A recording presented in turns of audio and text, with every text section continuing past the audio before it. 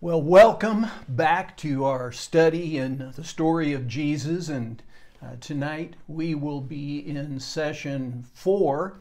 And if you're just joining us, the first 3 sessions are available on video, and the link that you use to get to tonight's session should put you into the Telos Project channel on YouTube, and there will be if you don't get immediately to those videos, there is a button on that page that says playlists, and if you click on that, you'll notice that there is a playlist for the story of Jesus, and it'll take you to the earlier sessions. So again, if you're just jumping in, you're coming in at a pretty early point in time, and tonight's going to be kind of fun because we're going to be looking at a part of the story of Jesus that I don't think a lot of people even are aware of, and I'm going to ask you to use your imagination a little bit too, see if you can kind of in your mind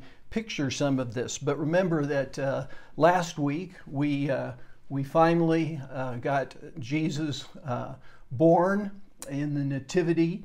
After a couple of weeks of background leading up to that. And what we're going to be looking at together tonight is what we're going to call the childhood of Jesus. And so from infancy to the age of 12, we're going to look at the few events that are recorded for us in the scriptures.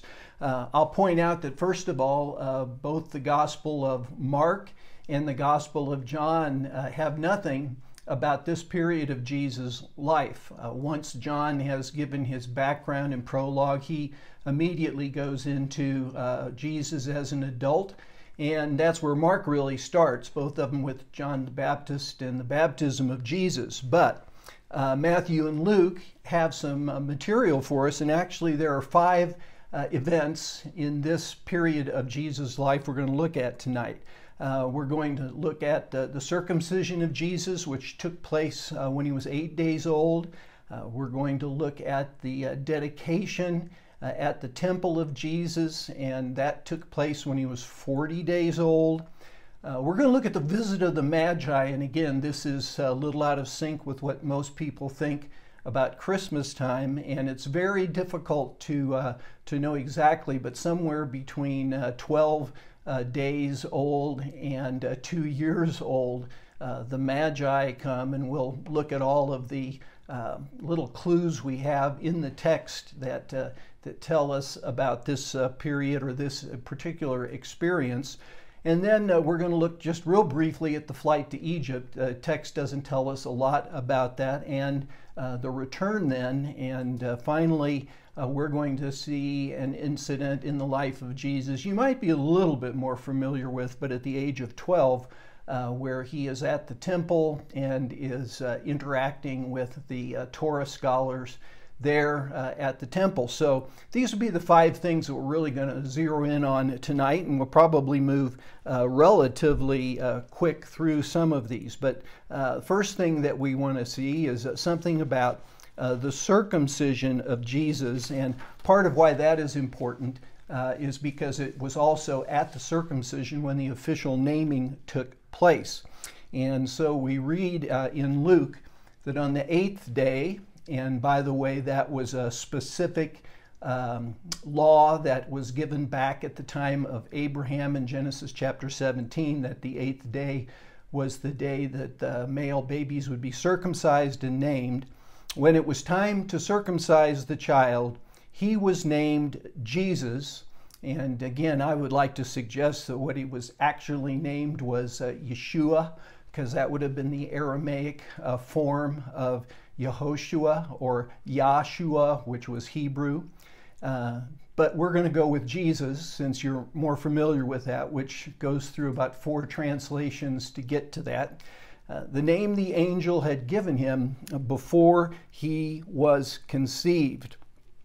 Part of what you are probably aware of is that when God gave this command back in the book of Genesis, he said that this would be the sign of the covenant, that every male child at the age of 8 days would be circumcised, and it was something that would literally, set a Jewish boy apart from those from other nations that didn't follow Yahweh. So when we try and discern exactly where this happened, pretty sure it was in Bethlehem. I don't believe that they had gone up to Jerusalem for this particular part of what they were required to do under Jewish law. So he's circumcised, and he's given his official name, and so from now on, people, when they refer to him or call him or talk to him, will call him by his name, Jesus. Second event, and again, just showing you where that took place here on the map.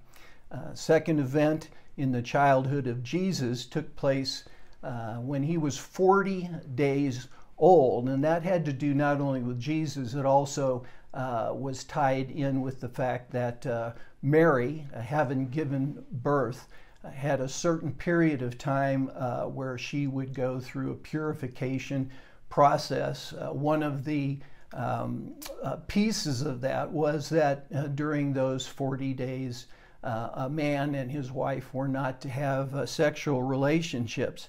So he's 40 days old, and this time we know that he does actually go up to the temple. Purification had to do, again, more with Mary, and dedication more with Jesus. And the laws on that were given back in the book of Leviticus. And the main thing, of course, that the dedication did was that it was an acknowledgement that this child really belonged to God, and the parents then were required to redeem him. Any firstborn male belonged to the Lord, and so the parents had to come there to the temple and offer a sacrifice as a redemption so that the child would belong to them, although he would always belong to God also. So Luke writes about this. When the time came for the purification rites required by the law of Moses, Joseph and Mary took him to Jerusalem to present him to the Lord, as it is written in the law of the Lord, every firstborn male is to be consecrated to the Lord. Now, when they would come and would redeem the first male-born child, they would bring a sacrifice, and the prescribed sacrifice was a lamb that would be brought for sacrifice. But again, just in sensitivity to the fact that not every family could afford to sacrifice a lamb, there was an alternative given in Exodus 13, chapter 2, that said that a poor family could bring 2 doves or 2 pigeons. And this is what we will see happening here, that's going to tell us that Jesus' family was, that they certainly weren't wealthy. They lived in a relatively poor village, and even though his dad, Joseph, had an occupation, apparently in those days, that particular occupation didn't pay as much as it does today. So Luke goes on, and to offer sacrifice in keeping with what's said in the law of the Lord, a pair of doves or 2 young pigeons. And so Joseph and Mary come, and they're bringing the 2 doves in order to sacrifice those to redeem Jesus, their firstborn son. And when they did that, again, it would be a fulfillment of the law. They're doing everything that the Jewish law and tradition required with this baby. There's actually a side piece to this dedication, and that is that when they get to the temple, they run into 2 real special people. and each of them give basically a prophecy about the baby that is being dedicated. And so we read this, that now there was a man in Jerusalem called Simeon, who was righteous and devout, and he was waiting for the consolation of Israel, and the Holy Spirit was on him. It had been revealed to him by the Holy Spirit that he would not die before he had seen the Lord's Messiah. Moved by the Spirit, he went into the temple courts, and when the parents brought in the child Jesus to do for him what was the custom the law required, Simeon took him in his arms and praised God, saying, "Sovereign Lord, as you have promised, you may now dismiss your servant in peace, for my eyes have seen your salvation, which you have prepared in the sight of all nations, a light for revelation to the Gentiles and the glory of your people Israel." So he utters this prophecy about this little baby that he has taken from Joseph and Mary and is holding. And so what he is saying is that, of course, that this baby is the promised Messiah. I mean, the one that for, at least 1,500 years of Scripture, the prophets and the other authors that had made prophecies about the coming of the Messiah. And Simeon had this personal experience, of course, where God had revealed to him that he was going to see the Messiah before he died. I don't know whether he had any indication whatsoever that it would be a baby. I doubt that, actually. But as Joseph and Mary are there at the temple, of course, the Spirit moves him to come into the temple courtyards, and there in the temple courtyards, he sees the baby, and it's revealed to him, this is the one. This is the one. And then it's confirmed. I was thinking about so much in Jewish law, you had to have at least two witnesses to confirm testimony. And in this particular case, it was prophecy, but there's a second person that is there at the temple, and it is a woman by the name of Anna. She's called a prophetess, actually, in the text. There was also a prophetess, Anna. She was very old. She had lived with her husband 7 years after her marriage, and then she was a widow until she was 84. She never left the temple but worshiped night and day, fasting and praying. And so Anna comes and she basically confirms what Simeon has just said. Coming up to them at that very moment, she gave thanks to God and spoke about the child to all who were looking forward to the redemption of Jerusalem. And so as a baby, as an infant, we have these two events that take place for sure. His circumcision and his naming, and then this dedication. There's a third event now that we have a very difficult time knowing exactly the timing on, and I'm just going to say that Jesus, he even could have been a toddler at this point. So somewhere between the time of his dedication and the time that they are going to be forced to flee to Egypt, this next event takes place. And that event is the visit of the Magi. So you're going to see that, at least for sure, this didn't happen on Christmas like we oftentimes assume, or at least in terms of what our history or memory might be. And it could have been as late as 2 years when they come. And at this point in time, part of what we know is that Mary and Joseph and Jesus are still in Bethlehem.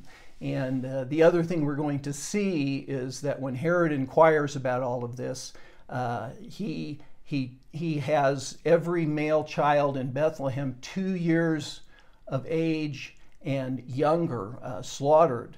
And of course, Jesus is going to be, his parents are going to be warned about this. So we read about this. Actually, Matthew is the only text that has this. So again, you can see how in order to weave together these events of his childhood, we really have to use both Matthew and Luke. And again, Mark and John have no mention of this particular period in Jesus' life. So Matthew writes this: after Jesus was born in Bethlehem in Judea, during the time of King Herod, Magi from the east came to Jerusalem and asked, "Where is the one who has been born King of the Jews?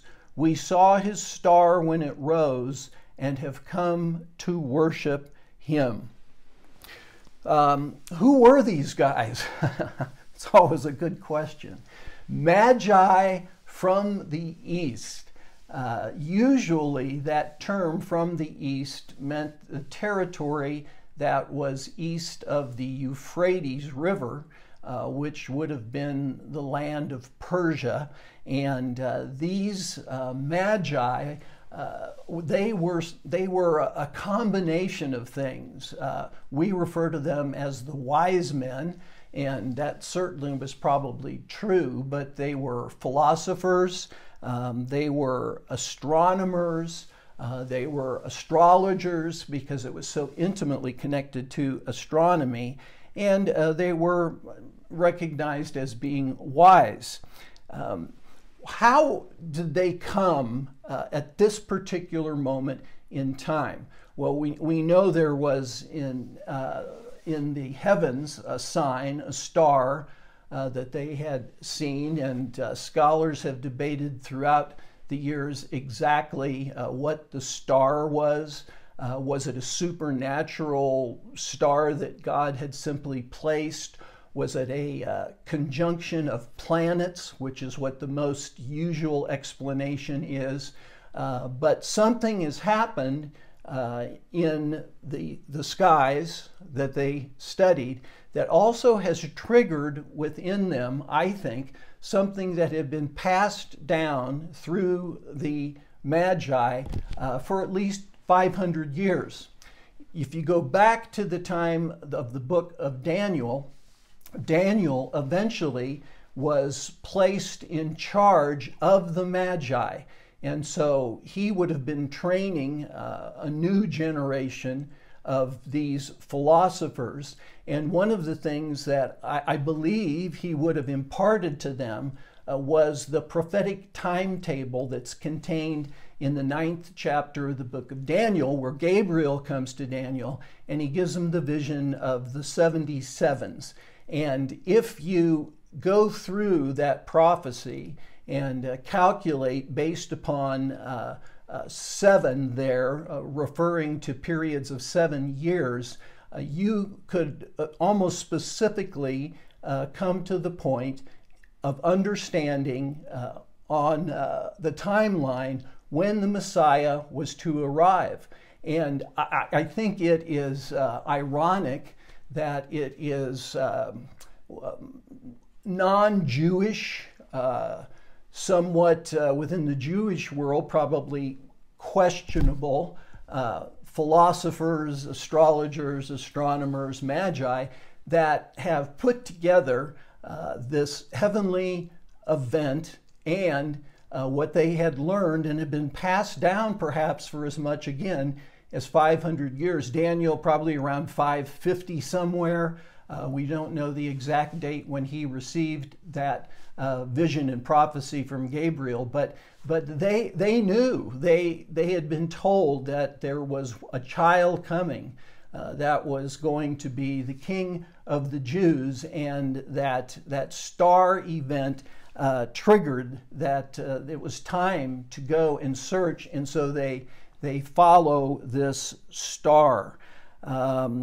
They get to Jerusalem and they ask this question: where is the one who's been born King of the Jews? At this point, I don't believe they have encountered Herod yet, but Herod hears about this, and then he's going to call them in and talk with them. But initially, we're just told this: when King Herod heard this, he was disturbed, and all Jerusalem with him.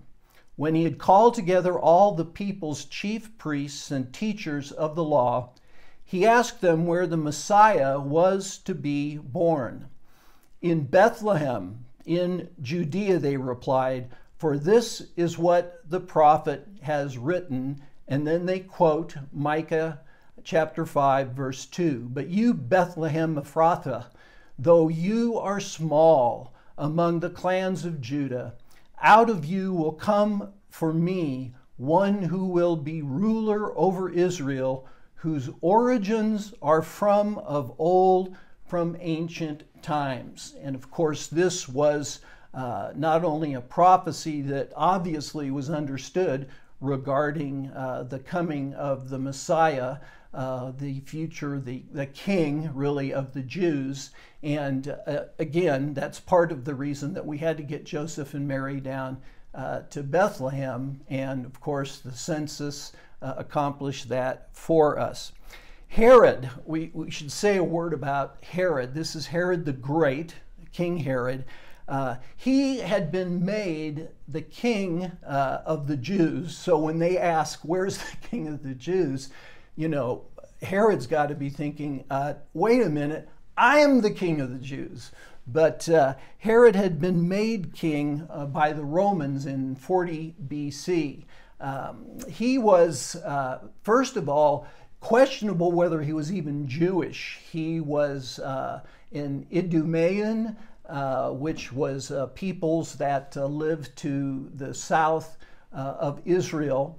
And he had been very involved in the Roman world. He was friends with relatives of Caesar's, and he had slowly been working his way up the ranks of power within the Roman Empire. And then in 40 BC, the Roman emperor declared him to be the king of the Jews. And then he brought in his own high priest that was not of the line of Aaron. He's not really of royal descent. He's really a false king. And the big thing about him is that by this point in his life, he has become a total maniac. Now, oops, wrong maniac. This was our character in the Bible series that the actor we used to portray Herod, and at least in this picture, he looks pretty mad there. But what we do know about him is that in 29 BC, he had had his wife murdered. He was paranoid. He was always thinking someone was trying to either assassinate him or get rid of him and take his place. And so you can imagine what it was like when he hears someone saying, where's the one that's been born, the king of the Jews? And so then he has an encounter with the Magi. Then Herod called the Magi secretly and found out from them the exact time the star had appeared. And he sent them to Bethlehem and said, go and search carefully for the child, and as soon as you find him, report to me so that I too may go and worship him. Well, obviously that's not what his intentions are, but he wants to find this child that they have said was to be the king of the Jews. So they move on. After they had heard the king, they went on their way, and the star they'd seen when it rose went ahead of them until it stopped over the place where the child was. And when they saw the star, they were overjoyed. Again, one thing that my son has taught me that I somehow or other didn't learn in school was that that in the orbit of the planets, sometimes the planets, particularly Mercury, I'm aware of, but others perhaps too, if there's a conjunction here of planets that's creating this star.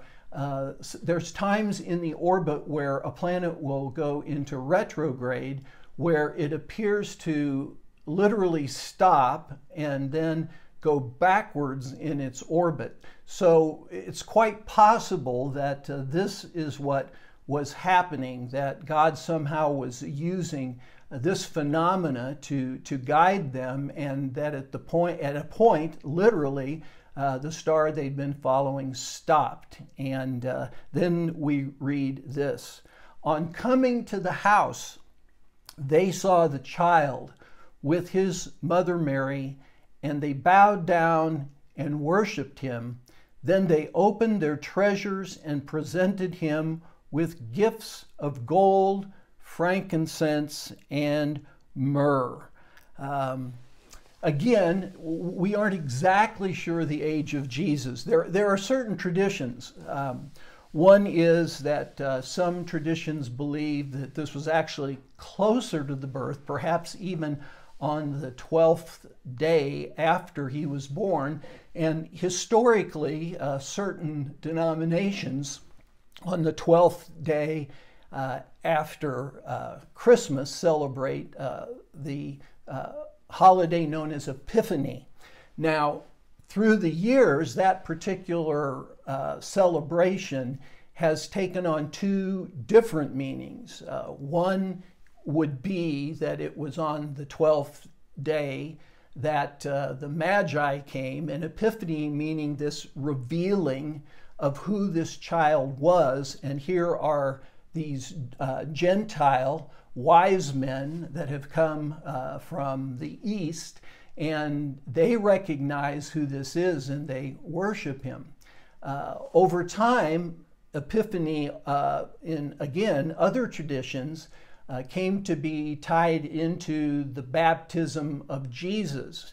And in some traditions, it would be on that day of Epiphany, and again, usually celebrated about the same time, 12 days after Christmas. That oftentimes was when they would baptize people, because they would tie it into Jesus being baptized by John the Baptist. And of course, in that particular incident, which we will probably look at next week, you know, the Father speaks and says, "This is my Son with whom I'm well pleased." And so there's an epiphany, this revelation that this man that has just been baptized by John is actually the Messiah.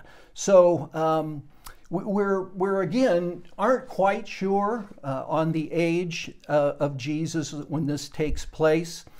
We do know that they bring gifts.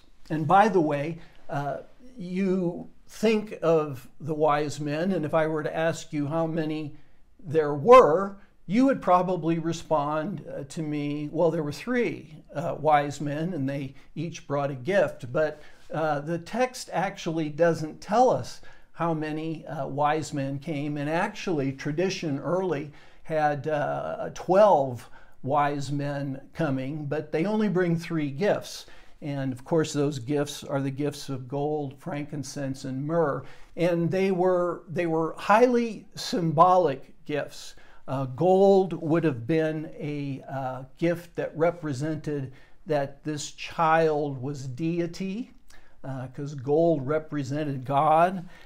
Frankincense was an incense that was used in worship. It actually became connected to the concept of prayers rising up to God. But of course, we saw the incense being burned in the temple at the time of Zechariah. And then myrrh, very interesting, because myrrh was an oil that was used in the process of preparing a body for burial. So in a sense, the life of Jesus and who he was and all that was to come were represented by these gifts. I didn't know this till this particular week, but there is a monastery on Mount Athos. Mount Athos is a very fascinating place. You can only get to it by boat. It's south of Greece, and for at least 1,000 years, maybe even longer, monasteries have been built on this island. I think there are over 20 monasteries on this island, and one of the things that we know is that they're biased in terms of gender, because no females are allowed on the island. Not only are no human females allowed, you can't even bring a female dog onto the island. It's an enclave of male monks, and maybe the reason is that they were not to be distracted from what they were there for. But one of those monasteries claims to have the three gifts, and there is some historic reason to think that there is a possibility there that these gifts they were moved all around quite early. Apparently, we had access to them, and so they were moved from Constantinople to the capital of the Byzantine Empire after Constantinople, and back to Constantinople. And when it was finally conquered, the wife of one of the sultans happened to be a believer, and the tradition is that in 1453 that she had these gifts taken to Mount Athos and given to the monastery of St. Paul to protect them. So kind of an interesting, and I don't know if you go there, which is quite difficult to do. You actually have to have permission by an archbishop of the Greek Orthodox Church to go. I know this because I tried to go and couldn't get permission while I was over there. But you know, you potentially could actually see these. So the Magi were, you know, quite important, and they bring these gifts that really, again, reveal who this child, perhaps a toddler, perhaps as old as 2 years old even. But notice that they're in a house, Joseph and Mary, and there's a little conflict between Matthew and Luke. Matthew makes it sound like that they'd never been to Nazareth until after the next event that we're going to look at here, whereas Luke has them coming from Nazareth to begin with, then down to Bethlehem. But apparently they have stayed in Bethlehem after the birth of Jesus for some period of time. And then what happens is that the Magi are warned not to go back to Herod. And having been warned in a dream not to go back to Herod, they return to their country by another route. And this really brings us then to the next event in the childhood of Jesus, and that is the flight to Egypt and the return. And so again, not quite sure how old Jesus is at this point in time, but we're told this: when they had gone, an angel of the Lord appeared to Joseph in a dream. "Get up," he said, "take the child and his mother and escape to Egypt and stay there until I tell you, for Herod is going to search for the child to kill him." And so they take flight and ultimately head to Egypt, having been warned in a dream. And at this point, Herod is getting ready to have every male child 2 years old and under slaughtered in Bethlehem. And again, Jesus has escaped that fate. But the 2-year mark again makes you wonder if perhaps that didn't have something to do with the fact that that Jesus might have been around 2 when this happened. So he got up, Joseph, having been warned in the dream. He got up, took the child and his mother during the night, and left for Egypt, where he stayed until the death of Herod. And so was fulfilled what the Lord had said through the prophet, "Out of Egypt I called my son." This again gets into some of the confusion about timing and birth of Christ, and it all depends upon what was the date when Herod died. Of course, if the date when Herod died was 4 BC, which has been the tradition or for many years, then Jesus had to have been born before that. Again, if it was 1 AD, then the timing fits in a little bit better. But again, it's just hard. We just don't have enough data to specifically put timing on this. And we don't know how long they stayed in Egypt. So we don't know how old Jesus was when he came back to the land of Judea. And so we have this text in Matthew that talks about the slaughter of the innocents. It's what it's called. Every male child 2 years of old and under.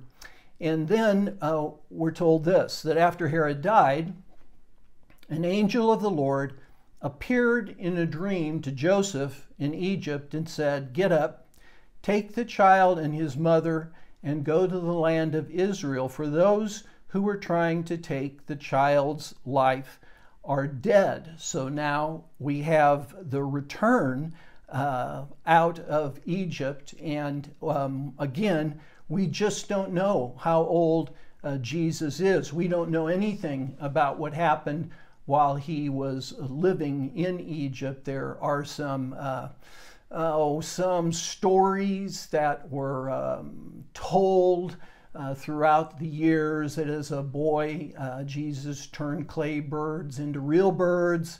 There's one story that says that one of his friends made him angry, and he put his friend to death, and then he was scolded by his parents, and so he had to do a resurrection on his friend. Just some kind of crazy stuff, but it's not in the Bible. Again, the Bible is kind of silent about this particular time.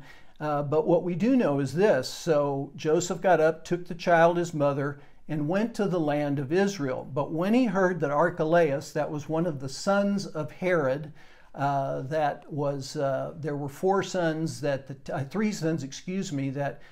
he hadn't killed, that the land of Judea was split up in terms of the rule, and Archelaus actually was the one that was reigning then in the area of Judea in place of his father Herod. Joseph was afraid to go there, and he was crazy too, by the way. As a matter of fact, he was so crazy that the Romans removed him, and rather than appointing another person like Herod or Archelaus to be in control of Judea, the Romans now place a governor there. And so that's why Pontius Pilate becomes eventually the governor of Judea, because there wasn't a king any longer. And then we're told this, having been warned in a dream, he withdrew to the district of Galilee, and he went and lived in a town called Nazareth. So was fulfilled what was said through the prophets, that he would be called a Nazarene. So again, here we aren't exactly sure how to harmonize. Again, Matthew is making it sound like Bethlehem had been home even prior to the birth of Jesus, that they'd never lived in Nazareth, and yet Luke, tells us that that's where everything started. So it's just one of those kind of mysterious conflicts that appear sometimes. And in the Gospels, there's a few of those, and we'll always point them out. Another thing about this text that's a little bit strange is that, at least in the Old Testament, there is no prophecy that says that the Messiah would be called a Nazarene. So we aren't sure where Matthew came up with that, whether it was from it was obviously from some other source, but it certainly does not appear in the Old Testament. So now we have Joseph, Mary, and Jesus. They are back in Nazareth. What was life like? Because again, we really don't have a lot of details here. One of the things we're told, and by the way, this kind of gives you a look at the different routes that Joseph and Mary took. They covered quite a bit of territory. But we're told this: when Joseph and Mary had done everything required by the law of the Lord, and now, by the way, this goes all the way back to the time of his dedication at the temple. So timing and again, putting things together is a little difficult. Luke says it this way: they returned to Galilee, to their own town of Nazareth, and the child grew and became strong, and he was filled with wisdom, and the grace of God was on him. What was life like? The child grew, we're told. Imagine Jesus as a little boy. I mean, we sort of imagine him, first of all, as a baby at the time of Christmas, and then I think we think of him as an adult during his time of ministry. But Jesus had a period of time where he was an infant, and he had a period of time where he was a toddler. He had a period of time where he really was just a little boy. And, you have to imagine that all of the experiences that a child would go through, that Jesus went through. He made messes. When he was a baby, he bombed his swaddling clothes. He cried when he was hungry. He learned what no meant. He learned to walk and to talk, and all of the things that go with human development. And specifically in his culture, he began the work that any Jewish boy in the first century would have done, and that is that, for one thing, he would learn his father's trade. Interesting comments about Joseph and his trade in some of the more recent scholarship. We've always thought of Joseph as a carpenter. It's really interesting. Just last Wednesday, this is, pretty fresh, I had someone come to me and they said, did you know that Jesus was probably not a carpenter, but a stonemason? And I thought, wow, where in the world did they come up with this one? But the reality is that in the text, the word that is used that talks about what it was that Joseph was, and because there will also be a text that will say, isn't this and in most of our versions, it'll say the carpenter's son, referring to Jesus. The word that's used there is the word tekton, and it literally means a builder or to build, and it not only would include working in wood as a carpenter, but it would include also working in stone, because so much of what was built during this time and up in that area of Galilee would have been built with stone, and even working with metal. So he was, you might say he was a builder, that Joseph, did construction or building, but Jesus would have learned that trade. And so he himself might have been a carpenter and a mason and a metallurgist. I can't remember how exactly you pronounce it, but you can text me and send me back proper pronunciation. So first of all, he learned a trade. Second thing that would happen during this age period of a child in first century Israel would have been that they would learn the Torah. And so Jesus would have gone to a Torah scholar who would have taught him what we think of as the Bible of their day, the Torah. He would learn that. And again, there are some kind of traditions. Whoops, I'm going to come to that in a second. There were some traditions that when he went to be taught, that his teacher said, I thought I was getting a student, and what I was really getting was a teacher. That in some ways, even as a child, that Jesus had this grasp of the scriptures, that he was recognized that way. Filled with wisdom, grace of God was on him. I wanted to show you this.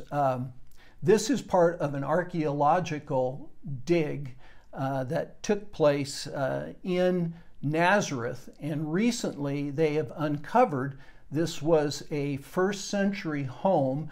It sits next to a convent there in modern day Nazareth, and they believe that it is quite possible that this would have been the home of Jesus and Mary and Joseph. So pretty amazing that some of this excavation has taken place. A little bit further down line, when we get Jesus to Capernaum, some archaeological work there believes that they uncovered the home of Peter. And actually a church has been built over that site that has glass in the center of the floor of the church where you can look down and you can see what we believe would have been the house of Peter. But you know, part of what I think when I think about all of these things that had to take place in the life of Jesus during his childhood, the phrase that came to my mind was the sanctity of the ordinary. God is shaping his own son by allowing him to be Mary and Joseph's son, and simply growing in that culture and living in obedience to Mary and Joseph to a certain point where Joseph kind of disappears, but not yet. So then finally, the final event of his childhood skips ahead, and it skips over to when Jesus is 12 years old. And the setting is that it's Passover in Jerusalem, and as was required for every family within a certain distance of the temple, Passover was one of 3 of the major feasts that attendance was required at. And so again, we read this: every year Jesus' parents went to Jerusalem for the festival of the Passover. When he was 12 years old, they went up to the festival according to the custom. So we have another one of these trips now from Nazareth down here, and specifically to Jerusalem for the celebration of the Passover. And while they're there, and Jesus is 12. Significance of that is that this was the age where there was a rite of passage. And in their culture, at the age of 12, there was sort of a male initiation where a boy was no longer considered a boy, but he now was to take on the responsibility of a man. We, today, within Jewish culture, there's actually a ceremony that is called Bar Mitzvah, and which literally means son of the commandment. And what that symbolizes at the age of 13 is that a boy is becoming a man and is really committing himself to live in obedience to the commandments of God. It's a little funny. I grew up, when I was in junior high school, I lived in a neighborhood that was predominantly Jewish. And many of my closest friends were Jewish, and it was right at the time when almost all of them were turning 13. And so I went to, I can't even remember how many bar mitzvahs that I went to, and it was a big ceremony where the boy stands in front of the congregation and he reads from the Hebrew text, and then afterwards they throw, you know, a big party, which was the part that really I was very happy to be invited to. By the way, there came a time when the Jews also instituted what was called a Bar Mitzvah, which was sort of a transition of a girl to become a woman, but that didn't happen till 1922. So the Bar Mitzvah, which goes back quite a ways. What I was going to say is, at 13, I've got to tell you that, neither myself nor my friends at 13 were anywhere near mature enough to be called a man. And so I was thinking they probably ought to switch that ceremony to when somebody is at least 18 and begins to have the capacity in our culture to make the kind of decisions and commitments that need to be made at this ceremony. It was really kind of the climax of years of imparting truth. What is a man? What's the purpose of life? Those kind of things. And then taking that on yourself. Now, what we see is a little different. Jesus is 12, so he's in this transition period, and he's in the temple courts. And excuse me. This is a picture you can see of what Jerusalem probably looked like at that period of time. And of course, there in kind of the upper right-hand side of the picture, you see the temple. And again, during Passover, we think 1 million to 3 million, somewhere in that range, people came to Jerusalem. So it was a very, very crowded kind of a festival. And what we read is that that Jesus is in the temple courts. And after the festival is over, the parents are returning home. Now, they've come in a caravan, which again, I think might have been the case with Mary and Joseph at the time of Jesus' birth. But Jesus stayed behind in Jerusalem. Well, the caravan going back to Nazareth, it would have been, it wouldn't have been unlikely at all that a boy of the age of Jesus might have been somewhere else in the caravan, and Joseph and Mary thought that was the case. They were unaware that Jesus had stayed behind. And but when they couldn't find him, Luke says they went back to Jerusalem to look for him. And after 3 days, which, by the way, I'm kind of thinking you can imagine them being panicked. We've lost our boy. Where could he be? They've spent 3 days now searching around Jerusalem for him. And then we're told that after 3 days, they found him in the temple courts, sitting among the teachers, listening to them and asking questions. And, we're told that the teachers, they were amazed with the wisdom of this